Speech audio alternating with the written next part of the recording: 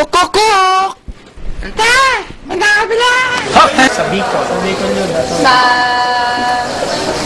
Dito Sa Tagalog laing. Laing. Ito kasi yung tipong makikilala ang mga Bicolano sa laing. Okay, sir? Ano ang ating mga ingredients? Unang-una yung gata. Gata. Gata? Kakang gata. Gata. Gata. Tsaka si tiyuhing gata. Pangalawang gata. Ito yung first piga, tapos ito yung pangalawang piga. Sibuyas, bawang. Sibuyas, bawang. Sibuyas, bawang. Piling nga pa. Ito na naman. Pwede naman. Labuyo. Ba't di talaga nawawala sa Bicolano? Sa Bicolano. It's either gata o siling labuyo. O sili. Ayun yung mapapagkilanlan ng mga Bicolano. Siyempre, meron tayong para mas malasa yung gulay natin. Meron tayong dilis at kunting taba.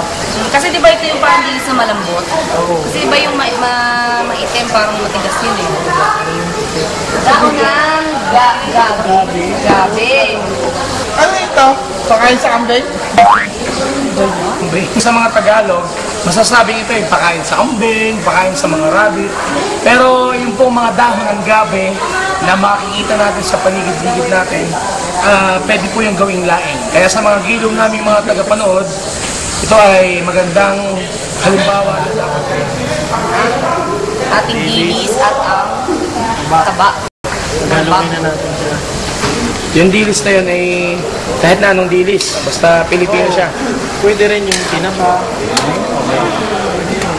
Eh yung taba kailangan iprito muna or pwedeng Yung sariwa yung karne. Kaya yung April kasi, sadyang itong laing, ito yung isa sa mga favorite ko. Tapos, merong fried chicken sa tabi. Doon ako sa fried chicken. lahat naman favorite mo eh. Joke lang. Yan, lalagay na. Sili. Hindi siya kailangang i-break or pisain? Depende. Pagka yung halimbawa gustong anghang. Okay. Pero pagka ganyan lang. Pero kalimitan naman, di ba pag nababad na naman, yung lalabas na yung... Na dito sa atin, sa mga Tagalog, dito sa mga taga-ibang lugar, ang gabi ay parang tinuturing natin as damo, as dumi sa ating paligid. Pero hindi natin alam na pwede itong maging isang delicacy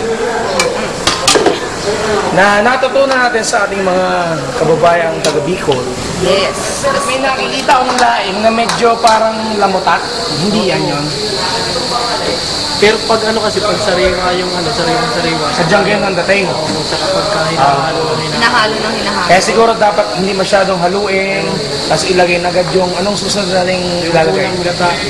Yung unang gata, Yung kakang gata. Kakang gata. Yo. Ilahat mo yan, Mr. Ilan? Tatantihin lang natin mas mabuti. Para hindi masyadong labutak. Tingnan. At ako'y natutuwa at suot ko pa rin ang aking chicken hat. Ano na kayang amoy niyo? Siguro ay amoy chicken. Yan.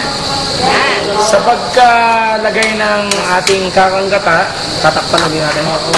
Tapos pakulo ulit o ano? Mga ilang minuto, sir? Siguro 5 minutes lang. 5 minutes, okay. Sarap niya. Put salt and may pepper. Pero okay lang. Ano, people, hindi ito sa gusto naman. Okay. Mga kaibigan, sa Galaxy Cable Rolling Kusina, mga viewers, hindi raw suggested na lagyan ng pepper, kaya asin lamang, okay?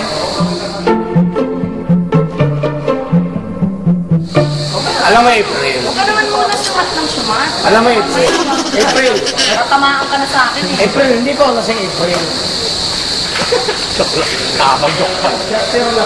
Kung matapos, may bukayo pa. Bukayo ka naman. Bukayo. So, ang ating laing. Wow! Wow! Ayan na, ang itsura niya. Malapot. Malapot. Malapot.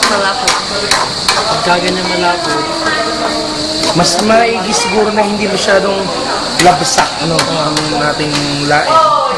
Siguro kailangan natin ng tao sa ating audience para tumikim. Parito ka! Nam! Ping!